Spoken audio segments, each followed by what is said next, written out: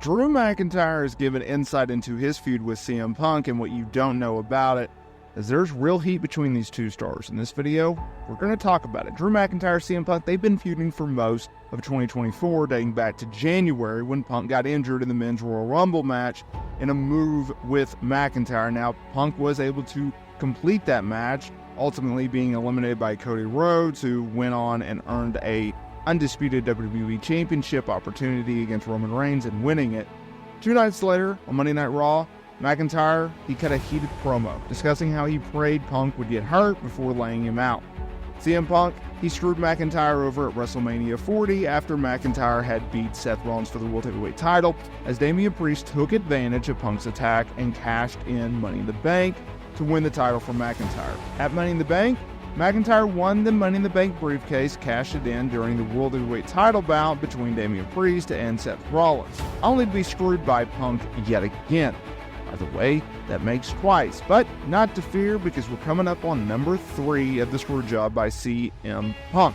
While wrestling Priest for the World Heavyweight title at Clash at the Castle, Punk also screwed McIntyre from winning said championship. So, finally, Punk, who had been on the sidelines for multiple months, he got medically cleared. So it was time for McIntyre and Punk to have their showdown. So they brought in special guest referee Seth Rollins for their SummerSlam match. And this booking was atrocious because it was all about the freaking bracelet. So Punk, he went and put McIntyre over because he was distracted by his beloved bracelet. Fast forward, Bash in Berlin, McIntyre did the honors for Punk in a strap match. While speaking with Mike Johnson of PW Insider, McIntyre discussed his feud with Punk. He noted that while there are real feelings between them, they can work together as a real pros. This is what he had to say, as Punk and McIntyre are expected to headline the Bad Blood PLE October 5th in Atlanta inside Hell in a Cell. That's what he had said. I mean, if I had a chance to really think about it initially, I was pretty annoyed, meaning Punk returning to WWE, but I understood business. I understood why it was done, but I found it interesting that everybody started going, oh, it's obviously going to be this, or it's obviously going to be this guy. I was sitting there thinking there's a lot of real history here and a lot of real feelings I've got, and I've got this opportunity. I know we could tell the most compelling story of all, because no matter my real feelings, I'm still a professional. You know, he's still a professional, and we've given this platform to show the world what we can truly do creatively. Our creative team, obviously led by Triple H, is very much, you go out there and you take this creative as far as you can take it. You make people feel, you make people believe. It's not so hard to make people believe when you truly feel what's good on screen, inside and out, end quote. It's a very interesting tell, because a lot of people, when Punk returned at Survivor Series in November of 2023, they're like, okay, who's he going to feud with next, right? And it seemed obvious coming right out that, okay, it was going to be Punk and Seth Rollins, right? Seth Rollins, he had been very vocal. The famous Royal Rumble interview months before Punk returned, saying, don't come back, Phil, you're a cancer, like, just stay away. His reaction at Survivor Series, a legit reaction. And so everyone thought, okay, that's the obvious program. And I would agree.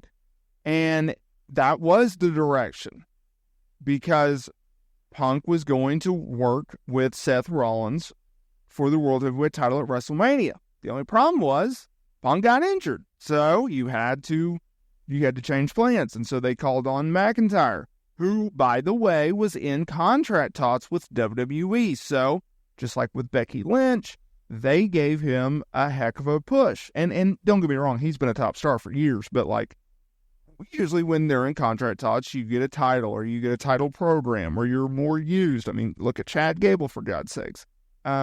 He went from feuding with Sami Zayn for the Intercontinental title and should have won the title, to now he's feuding with the Wyatt Six. And he's just lost. But it's just the way that they do things. And so if you had Punk versus Rollins, yes, it would have been a very, very good program. But that didn't happen. And the good news is they've done promos and they have built-in heat. And so whenever they go and they do that program, it's going to have built-in heat. It's going to be a really good feud. It's going to be really good matches, and you can save that for WrestleMania, or you can save that for down the road, right? You don't have to necessarily put a timetable on Seth Rollins versus Punk, but you're going to have to do it somewhat soon, right? Seth Rollins, he already has a feud built in with Bronson Reed. Bronson laid out Rollins last time we saw him, so I don't know necessarily when you do that. You also have the problem that Punk and Seth are both baby faces. Someone would probably have to turn. But McIntyre and Punk has been arguably in the top 3 programs that WWE has done this year. I would say the Bloodline storyline is obviously number 1. All right, everyone would agree with that. I would say Drew McIntyre, CM Punk is number 2. And then I would argue and I would put Liv Morgan versus Rhea Ripley as number 3. And you could even go back and forth between Liv and Rhea if you wanted to. But at the end of the day, those are the top programs. That is what is drawing. That is what WWE is absolutely crushing with, right? They're drawing with the Bloodline storyline on SmackDown and Cody Rhodes as champion. And those storylines have kind of intertwined with each other, right? But then on Monday Night Raw, you've had Punk and McIntyre feud all year long. And since Mania, you've had Liv and Rhea feud all year long, right? And that storyline has intertwined into the Judgment Day. That storyline has intertwined into Damian Priest turning babyface and no longer being in the faction. Same thing with Rhea, right? Like, they legitimately turned her babyface. The crowd did. It wasn't WWE. It was the crowd. They called for Rhea to be a babyface, and WWE listened, right? We're not under Vince McMahon anymore. So I look very forward to seeing what they do next. I would expect Hell in a Cell to be the blow-off between them two. I don't know where else you could go. It's been 3 matches.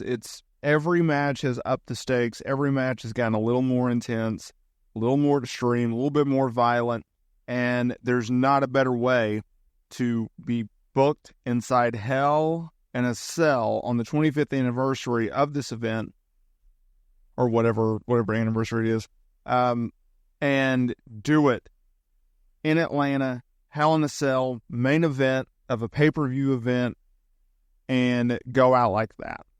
I would expect Punk to